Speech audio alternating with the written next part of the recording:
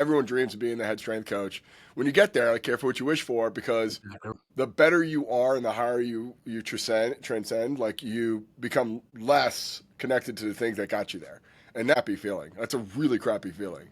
And I put myself in a position to be a great strength coach, and now I have the least opportunity to actually do that. It's crazy. It's almost like ironic.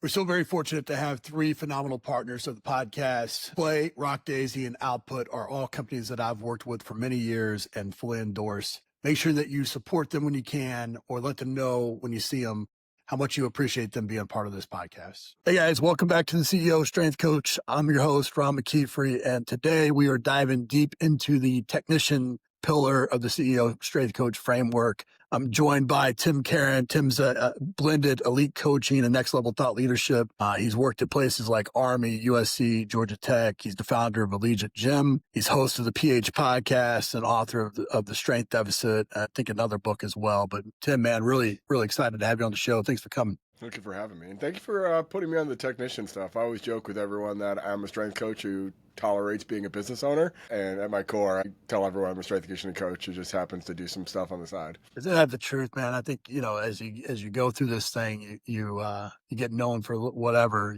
And so every time I get asked to speak, it's always something related to culture or leadership or something along those lines. And I'm like, man, just let me go, mess these guys up and do some agility training or something. Yeah, no, I hear you. And I think the other part too, and working in high level athletics for so long, it's if you're not careful in how you project yourself, you might be pulled into all the different meetings and committees and stuff that you're like, I'm athlete facing. Like, why am I part of this committees talking about how to enrich a student athlete's experience when I'm directly responsible for it?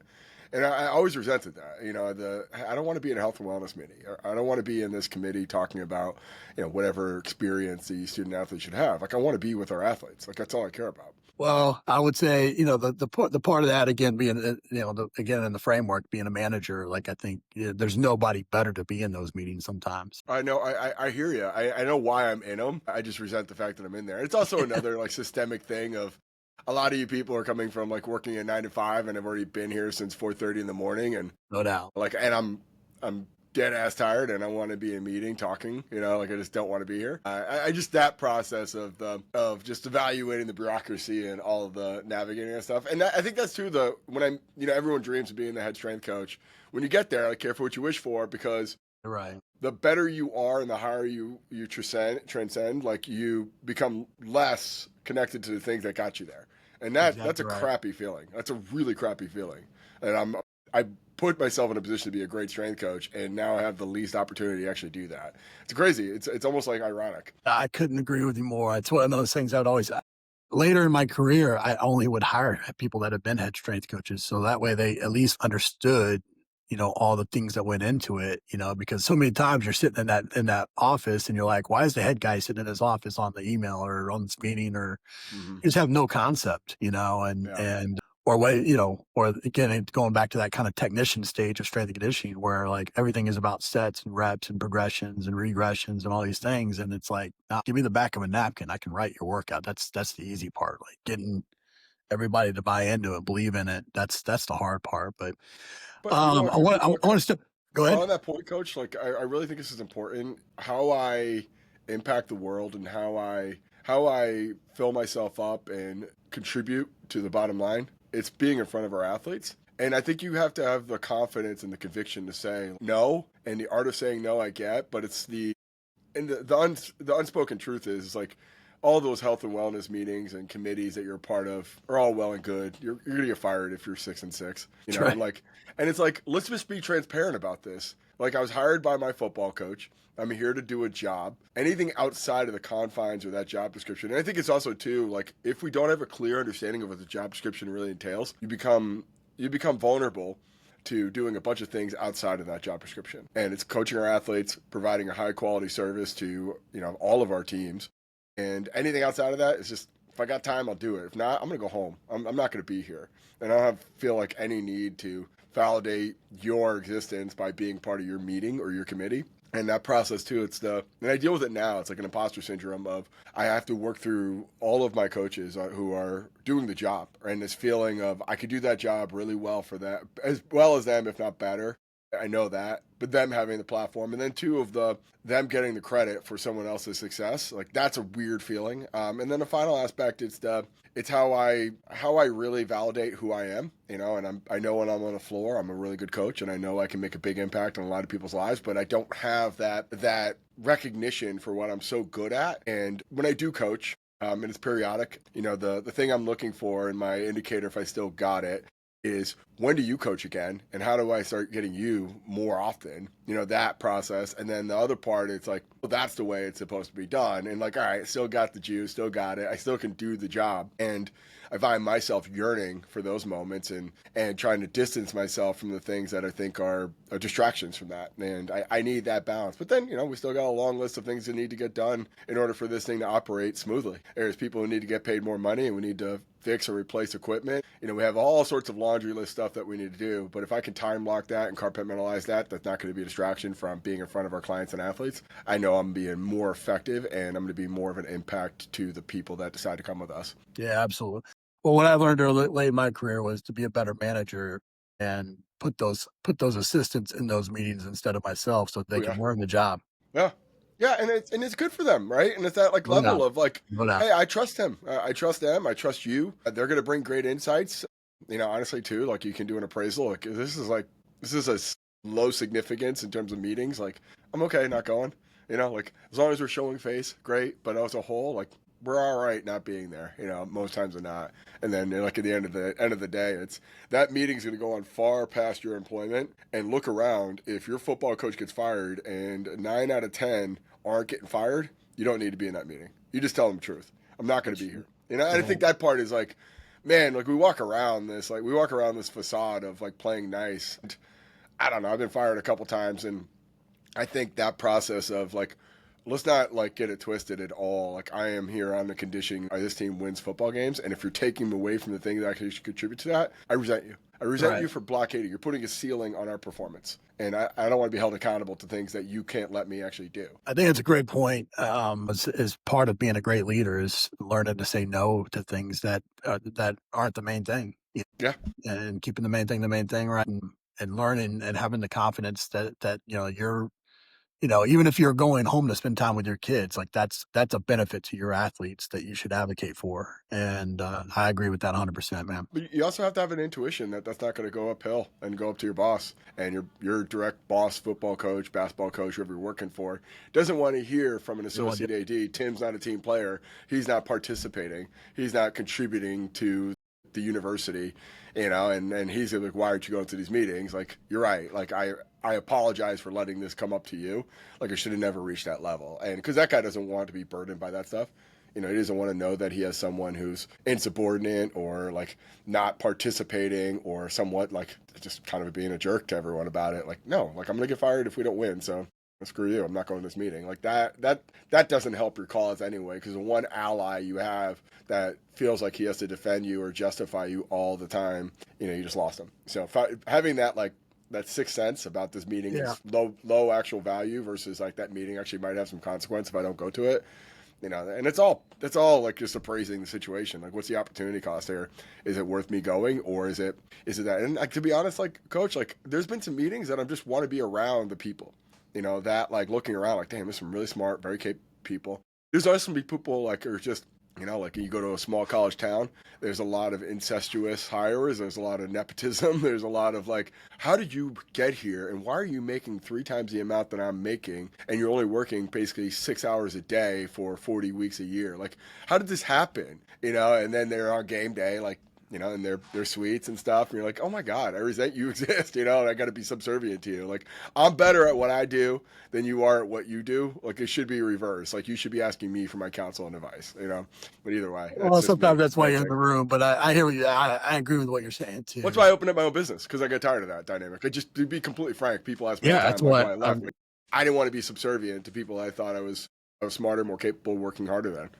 Yeah. That became the issue. Yeah. I understand that completely. I understand that completely. I think one other thing that I would add to that, and then want to dig into this is, sometimes it's about activating your head coach or your athletic director, whoever it is, to kind of head some of those battles off at the pass. If the head coach is like, hey, look, that my guy, he doesn't need to be spending that time in that job. I need him to be in the weight room. A lot of times that'll eliminate a lot of those, those meetings that you don't need to be a part of and those types of things. And it doesn't rise up to his plate or her plate, and I think that's important as well. But I hate the typical podcast, like, why'd you get into this and all that kind of stuff. But what I do want to hear is, give me your biggest takeaway from each of your stops. Okay.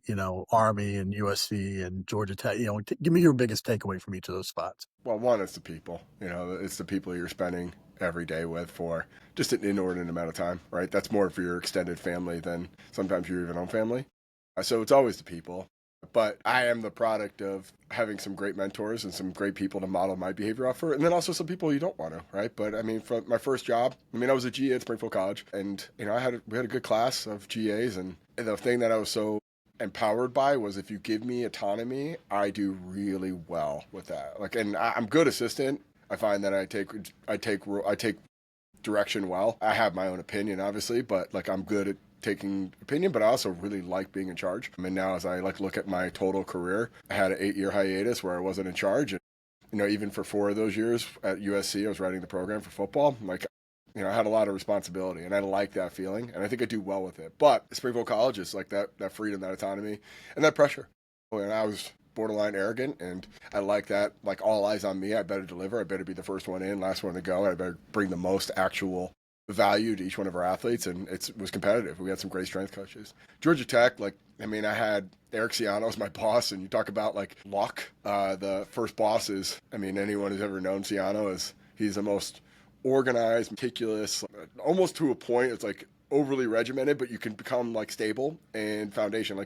Death, taxes, and Ciano is going to do the hatch cycle every single beginning offseason, everywhere, and there's a certain comfort with that. And one thing I did learn with Ciano was he was rigid, and some people look at it as a pretty much a fault, but I also looked at it as all right, if there's something of value here, I think I found a way to get Ciano to evolve and get him to change some things. If I go at him directly as a third assistant, he's not going to listen to you. You can't confront a person like that, because his whole foundation's off of stability and continuity and consistency. But if I start to either do stuff around him or do it with my teams or leverage other resources and do it in a way that doesn't feel like I'm attacking him head on, he'll be receptive to it. And that's just the art of communication. The comfort of knowing that, and the systems and the control of hey, just let's have some sort of predictability that our athletes can lean in on.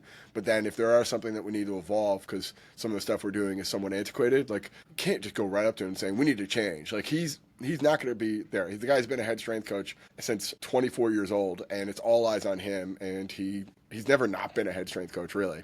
And as a 25-year-old assistant, just coming at him hot, that's not going to work. Then my next job was with AA, and if I have this incredible level of consistency and structure and systems, you had AA, who's easily one of the best in front of a group to get them motivated and inspired, and he can get technical. Anyone knows AA. He can coach speed, he can coach lifts, he can program, he can do it all. But the thing that he's really exceptional is just getting in front of the room and then getting them excited and really training hard. And that process of the blending of the game. I remember the meeting, it was my first semester there.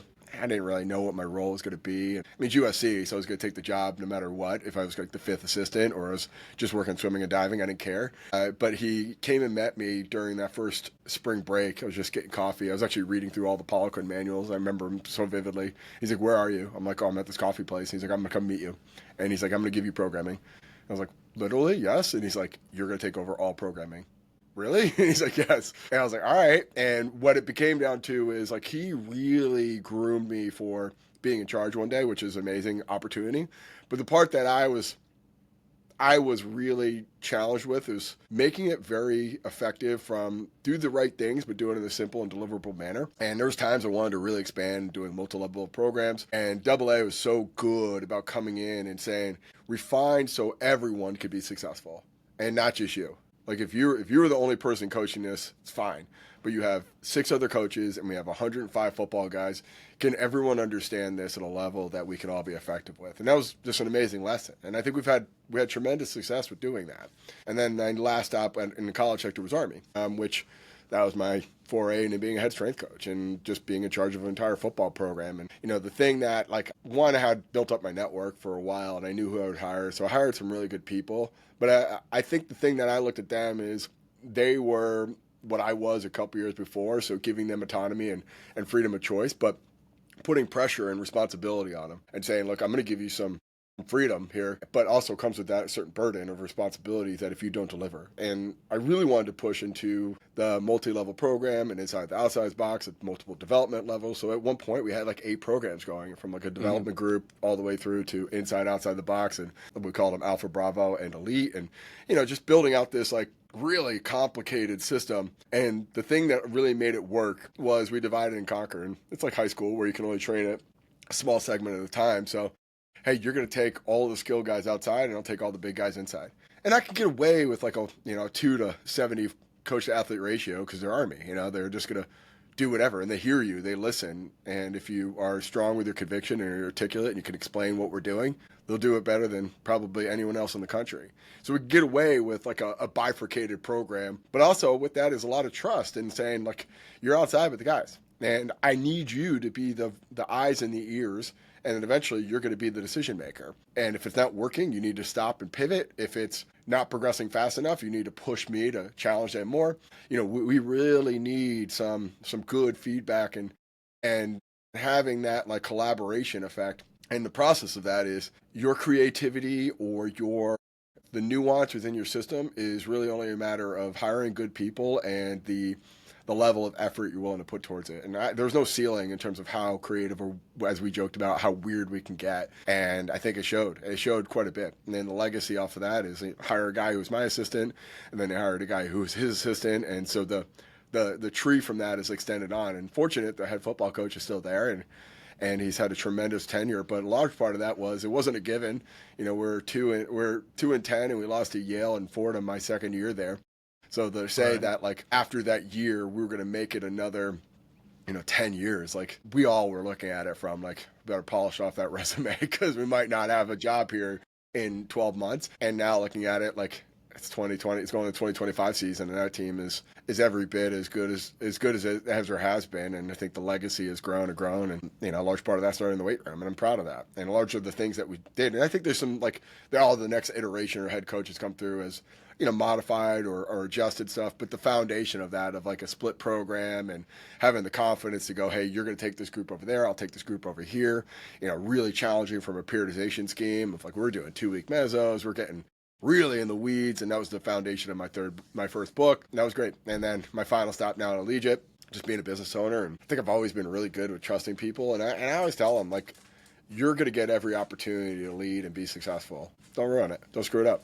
Be on time, control what you can control, deliver. The more you are asked, like, the more responsibility and burden has on you. And you just got to let me know if you want that. And I'm good with like interpreting whether they have the bandwidth to handle it.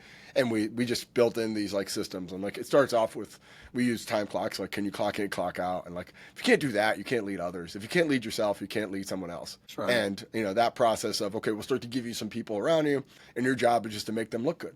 And if there's like confrontation, if there's resentment, if there's like, I'm all for like competitive camaraderie, but then there's like, the other things of you feel threatened by them, or you feel like you're just undermining them or not building them up. I mean, it should be a shared experience.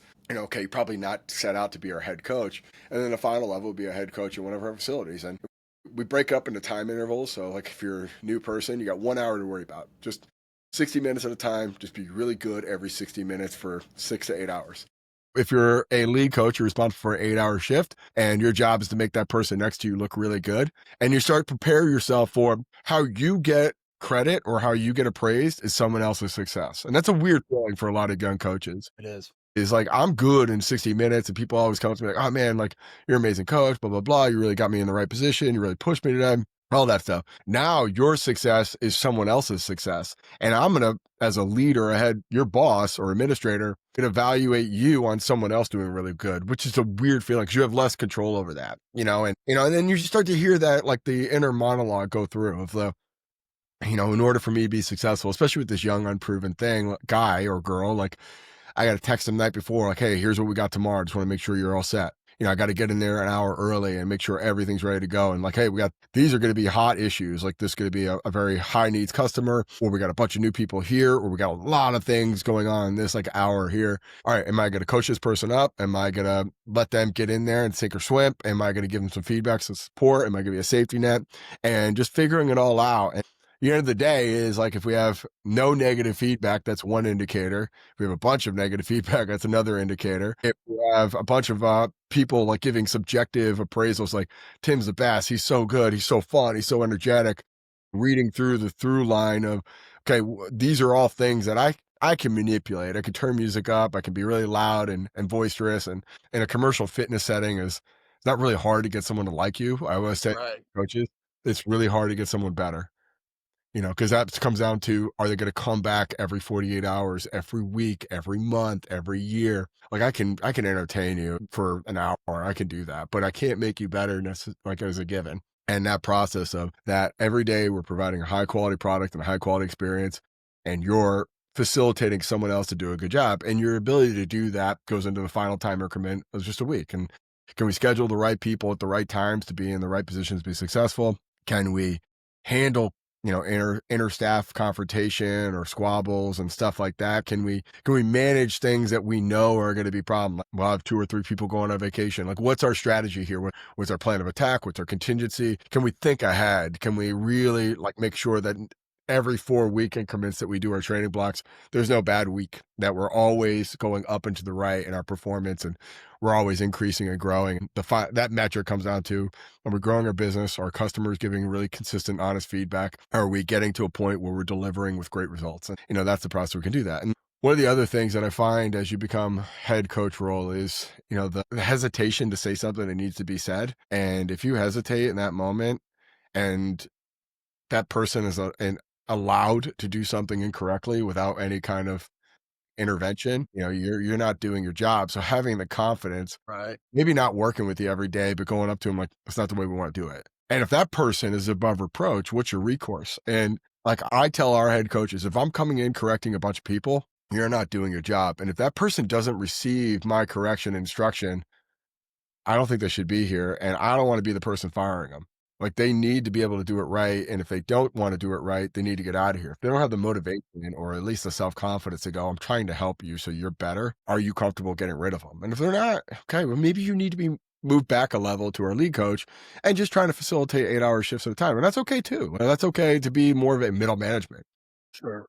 That tip of the spear or the top of the hill, like it's not always for everyone. Well, I think, yeah, there's a lot there. I think obviously I've said the same thing, that not everybody's built. One of my assistants told me this, a day when I was frustrated by some of the other guys on staff, and he's like, not everybody wants to be a head strength coach, and that's okay. And we all think we do. Yeah, they all, Yeah. and they did as well. But I think it's one of those things to know that, that's not everybody's endpoint for sure. And you see it all the time with like coaches. They become distant from their staff. They become hard to deal with. They become very territorial or self-conscious. And I think sometimes in strength staff, it's prison rules and you got to come in there and like be the alpha and be the guy who everyone looks to. But then there's other times of like, you don't need to be the loudest person in the room to be the most powerful or influential. And I don't know how to put like an exact blueprint on it. We all have our different style and different, motivations and incentives. And we all have different staff members with different backgrounds and different goals and aspirations. But be able to immediately walk in there and say, okay, I know my job here today and I know how I'm going to make sure this thing is running smoothly. One of the other interesting indicators of the head strength coach is when you get a ton of compliments on your staff, how do you receive that, right? Do you perceive that as a threat? How confident are you in your role? Like maybe you have this feeling that you don't deserve what you have, or maybe you feel like someone that's underneath you is better than you. And I always tell myself, you better be able to come with it every single day, because I think I'm pretty dang good. And I hope that you think you're pretty dang good too, because if not, you wouldn't be here. But if you're getting a lot of compliments, I'm not threatened by that. I'm empowered by that. And I'm actually happy for you, but you ain't taking my job. Yeah, there's a lot of people that, I think that's one of the things that I've been known for throughout my career is leading leaders, right? Mhm. I've kept guys that were in my position before on staff, because that's not a threat. I think that's an opportunity for me to get better, as well as, potentially help that person get better as well. But I know, we could talk about a lot of things here. I want to get to the strength deficit, because this episode, I really want to be technical here. For the people that maybe haven't read the book yet, define it in the simplest terms. And then, at what point did that crystallize for you in that journey? And why did you feel compelled to kind of write a book about it? So the simplest terms, it's leveraging the eccentric utilization ratio, looking at counter movement versus non-counter movement jump. And it's important that I say it's non-counter movement jump, because squat jump is traditionally what they utilize in eccentric utilization ratio. I think that was a mistake in the researcher's part, because squat jump is a very, very unreliable test. Depth, whatever like the term squat is, and there's bottom of the hamstring parallel, there's top of the thigh parallel. Like, I find non-counter movement jump gives me a lot more latitude to say whatever the depth that you're getting in your counter movement is the depth that we're going to go for non-counter movement. The only difference is I'm going to pause you for a 3 count in that quarter squat, or that depth you get in your counter movement jump. So it's looking at the difference between the two. So counter movement jump being first, you take your counter movement jump, divide it by your non-counter movement jump, and you get a ratio. That falls traditionally in this 1 to 1.3. So if I look at you if you're very eccentric or elastic, you're going to see a much higher counter movement jump than you would a non-counter movement jump. If you go through a lot of what we call traditional strength conditioning, and it's not a bad thing, there's a lot of benefit to it, but you look at most traditional strength conditioning has a concentric governor, meaning that everything's going to be finished or judged by what you could do concentrically. And what that does is naturally decrease that eccentric utilization ratio to become more concentric. So you see that ratio go down quite a bit. And you'll get down to this thing. And what it does, it gives some continuum here. We look at it from this 1 to 1.3, and we start to see the breadcrumb trail of our training program. Like, yeah, everything I do has some sort of concentric governor, right? If I can't stand up from a squat or a bench or a deadlift concentrically, it doesn't count. And we all know that eccentrically and isometrically, we're tremendously stronger, hard to test, hard to do in a very safe way, but we should organically have higher eccentric and isometric strength. Like, that is a proven and given. It's not until we start to intervene with traditional strength training. So if you're going to look at eccentric utilization or anything, you should really look at the impact of how much your concentric orientation in your program is. But the way strength deficit works I think is another important criteria. If you Google strength deficit, it will come up between absolute and relative strength. I think that is the incorrect term for that. And I know that comes off as like, who the hell are you to like completely change terms? And I always joke with people, I'm like, are we absolutely sure Mel really knows Russian and he can translate?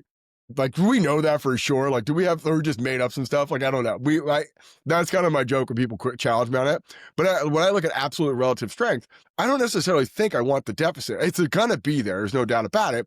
But my goal is to try to increase relative strength, relative speaking, absolute strength as much as possible. So that deficit, I would say it's reserved more than a deficit. But semantics aside, when I look at that deficit, we look at the needs of the athlete, and I say, okay, if that person needs to be in space, like a wide receiver or a defensive back, and the radius that they have to work within is much larger, it behooves me to have more elasticity and being eccentrically oriented. And if I'm going to look at my training, and this is what I talked about with our split program in Army, a lot of the training decisions we do is programmed to the lowest common denominator, meaning that if I look at, hey, I'm going to do bounding, or I'm going to do depth jumps, or I'm going to do weight release hooks, or all this stuff that's got a heavy eccentric burden, my first thought is, will my 330-pound offensive lineman be able to do that? Outings out. Depth jumps are out. We're going to have so much tendinopathies, it's going to be crazy. And then maybe I want to do top end speed. Maybe I want to do some wicket runs. Maybe I want to do some longer duration curvilinear patterns. Nope, huge hamstring risk, not going to do it. I'm not going to do that with a 330-pound guy. I'm just not. The risk is not worth the reward. And then I start to organically start to shift my program to protect those guys. And our eccentric guys or our perimeter guys or outside the box guys are doing a very concentrically oriented program. So what it does is it gave me permission to go, in order to serve those guys, I got to split this in half. And I got to say anyone who plays in the perimeter, and you can look at offense and defense, like, oh, we're going to do a spread. So running backs become more skill and quarterbacks even become more skill. Like those things, like you determine what your skill is. But if they have to be good in space, you want to increase that deficit. You want to get them more towards that 1.3 to have a way higher counter movement jump than non-counter movement jump. Conversely, on the other end of it, if I'm going to go in that direction, if you need to be good in small spaces, like having a knife fight in a phone booth, you want your offensive and defensive linemen to be really concentrically oriented. And you want those guys to have a small deficit. And you can follow a traditional strength training program, but I would even go further and double down on it and saying that we're going to do short sprints. We're going to do heavy resistance sprints. We're going to do strongman. We're going to do accommodating resistance. We're going to do inertial work or box squatting, stuff that's going to be more concentric in nature and try to limit that eccentric. And the one caveat from this, and I always tell this to coaches, don't cheat the test. When the metric becomes a target, the metric becomes less valuable. So when we're thinking about this, we want both to be as high as humanly possible. I want my athletes, regardless of their offensive, defensive linemen, to jump through the roof on counter movement jump. But I don't want to necessarily be my priority. I want to pull that non-counter movement jump to match that. So if I have an offensive lineman that could jump 35 inches, only difference is I want that person to jump 32 inches from the non-counter movement jump to test my impact for my training. And then conversely, with my skill guy, like I don't want a 10-inch non-counter movement jump. I don't want them to cheat the test. I want them jumping 45 inches, but I want a 35-inch non-counter movement jump just to express power. And as it starts to break down, like you start to create these archetypes. And, you could, from an animal kingdom, like you want gazelles and we want rhinos, or right. From a track and field, we want a 100-meter sprinter and we got a shot put. And that, like, how does it look like that? And then when I talk to the offensive line coach, I want to start to get really into the weeds on how our training programs allow them to be good in the line of scrimmage, win that one-on-one battle, drive that guy off the line, be able to handle that, like, 350-pound D tackle from LSU, and be able to hold it and drive block them. And I want our skill guys to be able to turn and run. And I want them to be able to change direction on a dime, but then redirect. And then we can look at it from a bioenergetic perspective.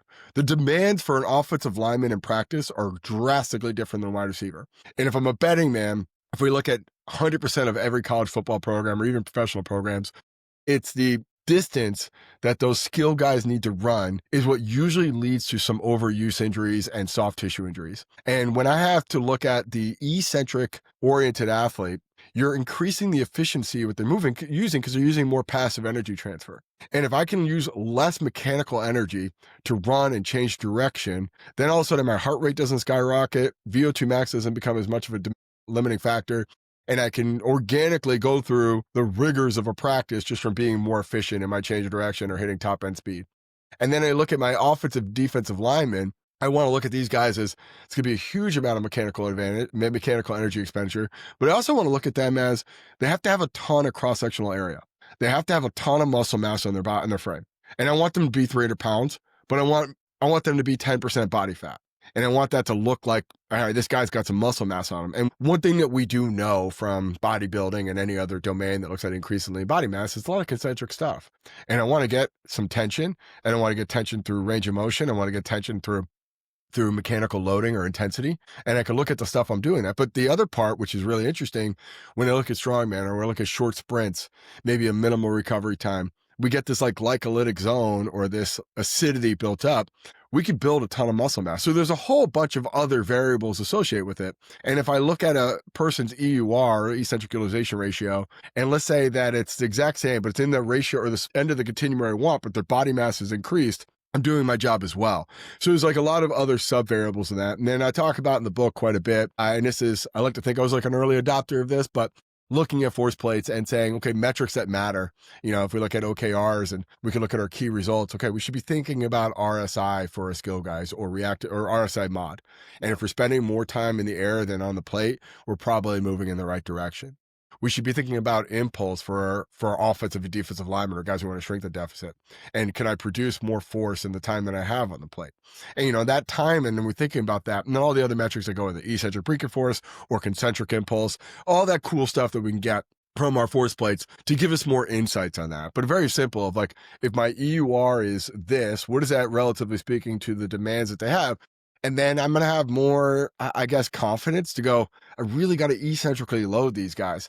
And getting into the fringe of these methods, right? When do I do a weight release hook with a Division I football player? Like, arguably, you can say it's never worth it until you realize that, okay, I have a wide receiver that can't change direction or hit top end speeds of like 20 miles per hour plus. They're really inefficient. And I want to increase that eccentric demand. And a big part of that is I can't increase their lean body mass, but I can increase their time under tension eccentrically without changing that body mass. Maybe I want to do that. And like all I'm saying in terms of strength deficit, it gave me the confidence to push harder into those more fringe methods. And because it became more necessary, just because I looked at a lot of our out perimeter athletes that weren't being served the way they should. And I was kind of being like white gloves of like, I don't want to do bounding. I don't want to do wicket runs. I don't want to do long duration S runs. I don't want to do weight release hooks. I don't want to do extended eccentrics because I don't want to have to do that for my offensive and defensive linemen. Just they're not going to be good at it or they're going to get hurt. And now I had the information, and everyone was, when we first started testing it, coach, everyone was what we call mixed 1.1 to 1.2. Yeah. I was like, what does this tell us? You know, like they're good at nothing, you know, like they're not really exceptional.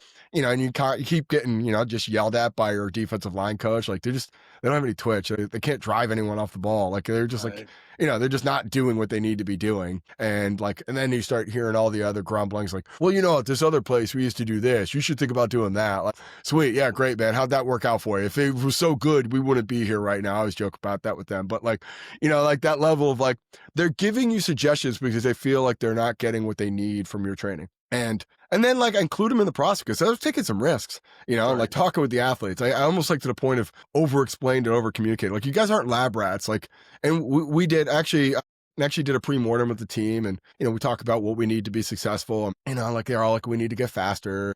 You know, we need to get stronger. Like we need to be in better condition. Like great, okay, well let's talk about what that actually means. Like for speed, we need to hit a certain amount of high intensity running, a certain frequency per week. You know, let's talk about what your responsibility is from that. Like if we want to come out and do some sprint work on Monday, let's say it's top end speed, just because we felt like that was the best way to do it. If you guys don't take care of yourself over the weekend, maybe you get drunk a couple nights, you don't drink enough water, you don't sleep enough, and then you come in there at risk for getting a soft tissue injury and you get hurt because of we got to get more exposures to high intensity running, or who's going to win on that? And so having that discourse about like, hey, you have a responsibility here. As soon as we start to commit to doing something more intentional or more amplified, your responsibility goes up as well as the athlete. And you know, I think they responded to that well. You know, coaches come over there like, you know, why is a wide receiver outside when the offensive lineman's in here? Like we should be training as a team, one heartbeat. Like I get it. I absolutely get it. But like, do we really think our offensive lineman should be doing the same thing as a wide receiver? And do you not have confidence with our coaches out there? Because I do. And then maybe having a conversation like, hey, go up there, talk to the defense coordinator today. Like, I want you to just tell him what we did. Like, just get him involved. So he feels confident that I'm not setting out the B squad with his DBs. You know, and like, I think that part too is like, you just got to have an instinct about it. Like, I know the coordinator or the position coach that's going to be problematic. Like, you know them. Like, they're giving you their 2 cents on everything. You're walking around. They make themselves known really quick. They do. And it's better to make an ally. And it's better to include them in the process. And they're good or bad, right? They start telling you they start opening up their yearbook and tell you all the things that they did or where they did with someone else and how good someone else was. Like, awesome. That's great. Glad you had a great experience with that strength coach. You know, it's awesome. Or everyone they hated. And then you start to go like, here's what we're going to do, you know, you know, that level. And, you know, you anticipate stuff. And at the end, like you do still have to play a little bit of the game and put on the show. And, I did rip this from Seattle, but we had a 4-quarter agility station. So we try to get like position specific conditioning work. And essentially it broke down into our inside the box guys would just do a pretty aggressive strongman competition. And our skill guys would do more small sided games. And Fridays were always conditioning days, and we just look at it from like, that's the show. And if my boss was like, hey, what'd be a good day to come by and see some stuff, like Friday, and you see your offensive and defensive linemen just getting absolutely annihilated, just put through the meat grinder, like throwing up and failing, and like coaches in their ear, and like it's just go nuts. And then the other end of it, you had guys just playing tag and looked like Top Gun. It was awesome, you know, and like what the duality of what was going on. And then the other part was our 4-quarter agility station, which I took from Siano. And that was the part was like, this is the part where we all know that we still have to do this together as a group. And, you know, the person knocking over a cone or not getting a line and, you know, like that symbolic gesture of, I need to know that this completely split program is actually netting something positive, and can I rely on them when it's hard? And that, like, you game it up a little bit too, like, hey, we're going to be sticklers for cones and lines on week 1, and as we go through the 4 weeks, like, kind of like give them a little bit of bone and saying, great, we went from 50 callbacks to 5. That's progress, fellas. Great work. And I would always try to, like, when you start to, like, I like the conflict aspect of it, and like to challenge our leaders in that situation. And every year it'd be some massive blow up with our captain, and just trying to get them to lead and take initiative. And every once in a while we'd have like a 3-star general or colonel walking around. He's like, this is leadership we need. And he's telling my boss how great it is. And they have no concern about I'm using EUR or doing a, like, weight release hooks 2 days before, any of that stuff. Like, Right. we were getting in the fringe, but like on their level, like, this looks like a really high level college football strength training program, because these guys are training hard and there's some conflict, and they take it seriously, and they're arguing, they're getting into it, and a very, like, I don't know, like, it wasn't chaotic, but it was like, this is constructive. Like, this is a really good, like, environment for growth and challenging them and putting them outside their comfort zone. Yeah, man, you answered about 5 of my follow-up questions right there, which is great. I mean, I was gonna ask about, it's not just performance, but obviously if you got a poor deficit, then that, that injury risk, right? And you Mhm. covered that. You talked about kind of the group setting and the team aspect, because I think there is something to be said for those guys training together, looking to their left and right and having confidence when they line up in a 4th and 1, right? Yeah, yeah, absolutely. I guess what I took 2 questions really. I think one is, what would you tell the people? All right, so obviously force plates, right, are going to be super important in this. Tools like a flywheel or quantum, a 1080 quantum or something is going to be really important, in something like this. Um, for schools that don't have those tools, right? How can you identify, and then how can you train? And the second question, kind of falls into that individualization. Like, to me, when I read this, I was super excited about it because it gave me a kind of a blueprint on how I can continue to individualize our program to give our coaches and our players kind of what they're looking for. But my concern was the opposite of it. Was like, how do I keep it as a group Yeah. mentality? How do I keep Yeah. this environment and train in the same room, but be able to do different things, right? So the first question, jump mat would be the simplest way to do it. Like, if you have one of those, like a counter movement jump, non-counter movement jump, that would be there. You can even add, like, this just jump has the 4 jump in there, which I always tell, if, like, you got you use it. Like, you can do a hop test on a Hawkins or Evolved, which is another kind of extension. You'll see RSI massively different on those versus the other ones. But let's say you don't have a jump mat, you could do a broad jump versus a penta jump. So looking at, like, a single broad jump, for relatively speaking, to a penta jump, and it's a different, like, it's slightly different, and I want to go into, like, extreme ratio, but let's say that someone has, like, you should be building momentum on a penta jump or 5 broad jumps in a row, and we should see that distance increase over the course of that penta. And when you see bad athletes or guys like me try to do a penta, they actually regress and jumps 3, 4, and 5. That means I'm not good at gathering that eccentrically loaded energy and controlling that momentum. So that's an interesting kind of thing. And you'd have to almost like reframe how you structure that EUR, that 1 to 1.3, and just saying, like, they should be increasing the distance on every successive jump. And if they're not, that probably means they're not utilizing eccentric forces really well. The final aspect would just be looking at time splits in a 40, looking at your first 10 versus your back 20. And if you're good at the first 10 and you're bad in the back 20, but you need to be good in that, you should probably at least evaluate that and go, okay, like, if I'm looking at our perimeter players, I want their back 20 really good. And if I'm looking for our interior alignment, I want their first 10 and their 20 really good. And, just saying, okay, well, where does it fall in? And what I would do with that, instead of creating this, like, EUR 1 to 1.3, I would just use norms within your team. And I felt like a good 20 for a defensive lineman is kind of breaking 2.7. If you got guys who are, like, all across the board at 2.7 and below, you're probably in the right mode. Now, alternatively, in the back half, if you have really slow back 20s, you probably have a program that's very concentrically oriented. And, I think that part it's probably more so instead of having concentric orientation, it's the avoidance of doing eccentric loading or really, like, loading up the more passive structures and things like that. So just do an inventory of how little you're doing eccentrically and, try to address that. Second part of your question in terms of the team dynamic. And I think this is a personal preference. I tend to detach from the human element quite a bit. And I definitely have what I think is a great experience for a football program. I think they all leave there like, this is a very, very significant culture. But I look at it from, it's N equals 1 and it's you versus you. You just happen to be doing it with other people. And with that being said is the dynamic of, you have a responsibility to your team to execute your program as violently as possible. And I think the way you set this up is you do a two-part. Like, you can look at training age, you can look at performance, like a KPI thing of like, what's their squat, bench, and clean, what's their jump, etc. Your freak versus your non-freak.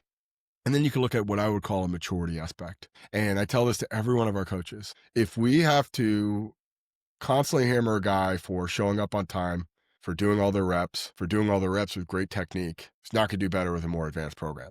And if you don't evaluate that, and it could be a subjective aspect of it too. Like, I hate coaching Ron. Every day it's just a pain in the ass. Why would I make Ron's program more challenging or more nuanced or more detailed? In fact, he's going to regress if I do that. He's not going to rise to the occasion. People are incredibly predictable. And the guy who I'm always nagging about doing all his reps, why would I do clusters? Why would I do something where he's actually have to think during his workout? Versus the other guy who busts his ass, who does everything possible, who's like really like dependable.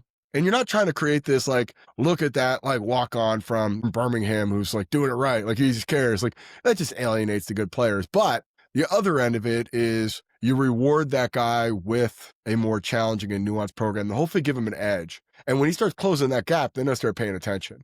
Right. And then the really good players start going, well, what do I got to do to get that? Like, be more consistent and having that confidence. And there could be like, and maybe I do it a little bit aggressively, but I'll have a meeting on who's in what program. So the whole team's there and we'll do a pre-mortem. Like, all right, here's who's in our elite program and here's in our advanced program. The reason why I think, let's address the elephant in the room, these 3 people aren't in the advanced program is because we have several days where you missed, several days you showed up late, several days where you missed your set, you missed your reps in your set. So either you weren't focused or you grossly misunderstood what you were supposed to do. Right. That's a problem. And I'm going to put more demand and responsibility on you in this new program. If you can't do what we're asked to do in our advanced or basic level programming, I'm not going to move you to elite. So that's on you. And if you got a problem with that, fix it tomorrow. Get to work and do better tomorrow. And if you're doing a great job over the course of 4 weeks, we can revisit moving into the elite program. But doing simple things really well for someone who's struggling, that's probably a better strategy than doing something really complicated and doing it half well for someone who's struggling. And I think that process too is like there. So to go into the team like atmosphere, we're doing this all together. We're trying to be successful as a football program, but your program is ultimately your responsibility. And I do genuinely believe no one can make anyone do anything unless they really want to. And I might confuse you, or I might get you to do something that you didn't really want to do in the moment, but I can't do that sustainably because it gets to July.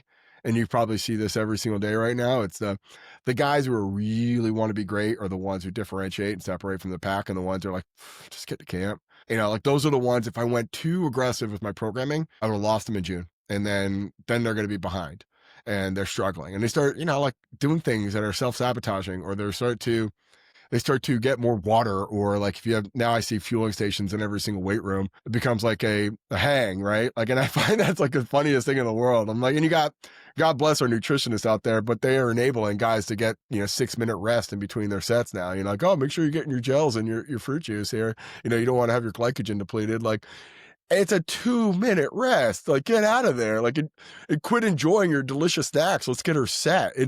The snacks are after the work, not during the work, which is kind of funny. But the dynamic of like the team like environment, like there's moments where you got to foster like a group thing, and you got to do stuff, whether it's we all warm up as a team and then we split, or there's, hey, no matter what, we're all going to come together on Fridays and do a competition. Like, there's ways to get like the team like dynamic. And that's where you got to talk to your staff too, of like, I can get pretty myopic focus on like the technical aspects of the program, and the staff will just kids are just completely checked out, man. Like you got to start to like do stuff for the team here, and like, oh shoot, man, like you're right, I got to get into that. And I think that part too is having a staff that's comfortable telling you when you're losing focus or track of certain things, and them feeling confident in their appraisal of the situation, and having good people around you, that makes all the difference in the world. And two, like your seniors been a part of it, seen it a while, like they could tell you. Hopefully they could tell you too. And you have a a more horizontal leadership structure where everyone feels empowered to address things. They all know how technical and how advanced you are with your thinking, but they also have the bandwidth to know what my limitations are with that level of thought process. And I think that's how that works. And like for the record, Army samples really conducive to doing very advanced level programming. Yeah.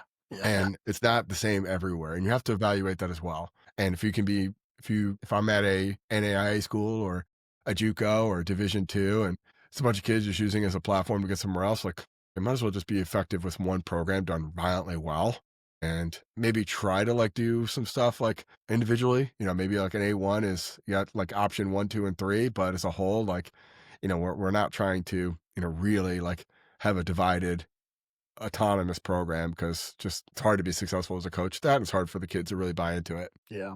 You said something there that I thought was super important for the coaches, especially the young coaches that are listening with, reframing it back and putting it back on the athlete. That if you're not doing what your responsibility is, then that's the limitation of you moving forward. I think that's such an important thing, not just in the strength deficit, but I also think in a lot of different things that you do in the weight room to keep accurate records and to be able to put that in front of their athletes consistently. That was really, really insightful there. We end the show here with some quick, just rapid fire questions. Outside of your books, obviously, we name a book every coach should own. My goodness. Great mental models. Take one takeaway from your book on how to become a strength coach. Always work out and read. I guess that's two. What do you think is the differentiator between Allegiant Gym and what other private sector gyms are doing? Principles. We adhere to principles, and you can't. They're context independent. Why, what do you think is a differentiator, or, what kind of separates Performance Health Podcast from maybe other podcasts that are out there? I'm authentically strength conditioning focused. I do not waver from that. I would say I'm very limited with my interests. I don't have hobbies. I don't have things that like I think I'm very interesting about me. But man, I do love some strength conditioning. And like I tell people, like, this isn't for common consumption. Like I don't want to be in the top 100. I just want to, and like I do think about this too quite a bit. And I got this from Robbie Bork. He's like, start a podcast to get free consults from people you really want to talk to. Yeah. And I've saved thousands of dollars from being able to kind of send a text to someone like, would you want to be on my podcast for 100 downloads? But man, I love to talk to you. It's the most ingenious way to get free consults with someone. Like, cause I will never turn down a podcast. It's one opportunity for me to talk and collaborate and grow my brand. But most coaches are pretty similar in that way, that unless you're just a person who's just awful and bad at what you do. But I would say if you're listening to PH podcasts, it's because you are really focused on strength conditioning. And if you're not focused on strength conditioning, probably not going to be enjoyable at all. Yeah, I think it's a great podcast. You done a fantastic job with that. I couldn't agree more with you. How can coaches learn from you directly or support the work that you're doing? StrengthTC.com, which was phpodcast.com, but that was confusing. One thing that I learned with Allegiant is having almost like a split. And there's plenty of other people throughout like our history, like yourself, and you're gonna Coach Boyle, you could even like Todd Durkin or JC Santana, like some guys who have like created a business, but also wanted to create an educational like horizontal. And it became confusing of like, where am I going here? And the way it started to play out over time was Allegiance, if you want to train with me, Strength TC is if you want to learn from me. And a lot of times people want to learn from me by training with me. Sure, it's all fine. But if you want to like learn the thought process behind this and I've had to be disciplined with people who want to train with me. You don't need to know all the subtext, and people will they'll ask, and it's fine. It's not a problem, but how long you got? Like, we won't be able to train if I tell you every single reason behind why I'm doing it. Versus Strength TC was this. And there's also an element of, you get kind of a snapshot on how I think and how I learn. And, I'm one of those people that reads 3 books at a time. I'm one of those people who has like a dozen research articles open up on tabs, and I'm like, I'll get to it and I'll take some notes. And it's not easy to tell someone how you think and learn. It's easier to show them, I found. And when you go to the website, you start scrolling around, you see my blogs, you see like a membership portal, and you're like, oh, okay, like I get it. And the thing, and why it's, and how to become a strength coach, why I say you should always lift and you should always read, because you can always control that. And it gets hard. Like anyone who's looking to enter the field, I'm just going to give you a little bit of foreshadowing. It's hard. It's hard to stay motivated. It's hard to see the bigger picture. It's hard to really understand why you're doing this. And I always joke with the why what continuum. Like everyone, like, well, why are you doing this? I want to help people. Like, what do you want to do? I want to work with elite level athletes. Like those aren't the same. They're not. Right. Elite level athletes, you manage, you serve, you direct, but they're fine. They got there. You show them some respect. They got to wherever they're at without you. So you're not going to really help a whole lot of them. Versus you really want to help people. There's a lot of people who are obese or can't move or in pain that you can really help. So let's go back to that why what. And when you start to break that down, it's like, well, actually, I want to be recognized by my peers, or I want to have I want to be able to go home to my hometown and see, like, I'm the head strength coach at Army West Point. Because I don't think we should dismiss, like, recognition is bad. And Great. you asked me 10 years ago or 20 years ago, like, what do I want to be? I told you I want to be a head strength coach. And I didn't have delusions that was going to be my way of, like, serving humanity. It was for my self-serving purposes, because I wanted that recognition. And I knew that was the tip of the mountain in terms of, like, you being at the top of your industry. So that's why I wanted to do it. And that was for me. And now I'm working with Gen Pop, who desperately need me to come to work every single day and do a good job. And they receive a ton more value than the athletes we had at USC, and my net difference for them is dramatic. But to the point of, like, as we're going through that and you have identity crisis, you have imposter syndrome, you have all these things going on. Like, what's my purpose? What's my role here? Does it even matter if I'm here or not? I can always go to the platform and lift, and I can always open a book, and I have control of that. Right. And, like, we're about to get fired. We're 2-10. We're going to get fired. Well, I can go lift and I can go read a book, and then I get a new job. And everyone's telling me how bad our predecessors were and how much better we are. And you could get a little bit of fool yourself. It's just different.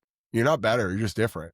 And there's some circumstances that were out of their control. And there's some situations it's only going to get progressively worse, no matter where you're at. If it's good or bad, you can always lift and read. And when I'm looking at the idea of really organizing your career, always focus on what you can control. And if you can't control it, accept it. Try to limit its collateral damage. Try to limit the confidence you get for something going your way. But really, just keep your head down and keep lifting and learning. And the guys who make it, like, I was just in Vegas and Coach Boyle was talking, and I mean, the thing I walked away from was, like, there's no reason why he's listening to Jake Turra's podcast. He's 65. He's arguably the most successful strength coach in the history of strength conditioning. There's no reason for him to be still trying. There's none. And why he's still doing it with the zeal and the passion he's doing it is because he still loves lifting and still loves reading, and he's still doing it.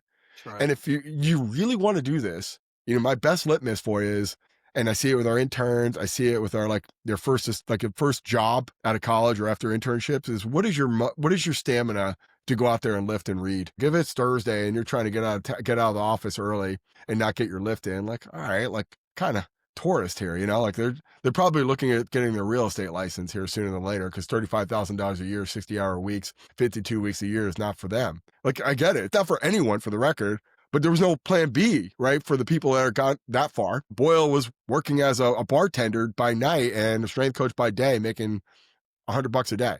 He was making way more money as a bartender. And here he is 40 years later, reading and listening to more podcasts than probably all of us. And that doesn't tell you the blueprint on how to be successful. And, taking what you can't control and controlling it, you're not paying attention. That part too is, you want to tell me, like, I could tell someone who's going to be good or not in that first couple months by, they always tell you the right things and do the right things the first couple weeks. And then the honeymoon food phase wears out and you start to see them not do what they need to do.